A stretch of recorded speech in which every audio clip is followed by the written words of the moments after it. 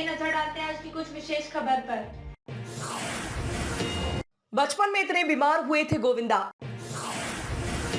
बचना मुश्किल था। गोविंदा बोले, कोई मुझे अकेला भी नहीं छोड़ पाता था। लोग बोलते थे इसका काम कैसे चलेगा।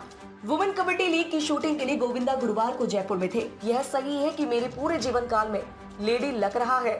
साथ ही उन्होंने अपने बचपन में हुई बीमारी के बारे में भी बताया।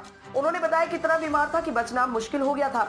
ऐसा हाल था कि कोई मुझे अकेला भी नहीं छोड़ पाता था। गोविंदा ने कहा, पहले जहां मैं हर काम अपनी माँ से पूछकर करता था, उनकी आज्ञा के बाद ही अपना अगला कदम उठाता था। उनके जाने के बाद मेरे जीवन में पत्नी सुनीता ने वह जिम्मेदारी उठाई। उन्होंने मुझे गाइड किया। पत्नी के साथ बेटी टीना की सलाह मेरे जीवन में महत्वपूर्ण है। अब हर कदम पर उनका साथ है। पहले माँ के चरणों में मेरा स्थान होता था, वह ही मेरे जीवन की मार्गदर्शक रही है। गोविंदा के साथ choreographer director Salman Yusuf Khan, women kabaddi league के सीईओ प्रदीप नेहरा, एक्ट्रेस हरजोत कौर और प्रोमो डायरेक्टर विष्णु पारेख मौजूद रहे। गोविंदा ने कहा, कबड्डी जैसा खेल मैंने शोला और शबनम में लड़की बनकर और बड़े मियाँ छोटे मियाँ फिल्म में अमिताभ बच्चन जी के साथ खेला है।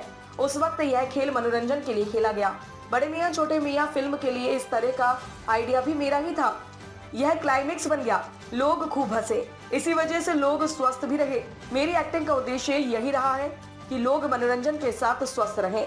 इसी कारण मैंने कॉमेडी फिल्मों को प्राथमिकता दी। बचपन में हुई अपनी एक गंभीर बीमारी के बारे में भी गोविंदा ने इस मौके पर खुलासा किया।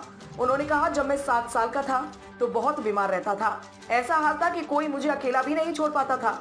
लोग बोलते थे कि इसका कैसे काम चलेगा, यह कैसे आगे बढ़ेगा। 14 साल की उम्र तक मैं इस तरह जिया हूँ।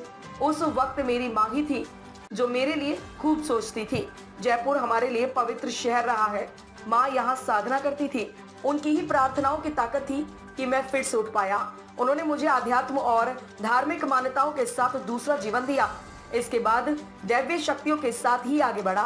गोविंदा का मानना है कि माँ के आशीर्वाद और साधु महात्माओं की सेवा से ही उन्हें कामयाबी मिली।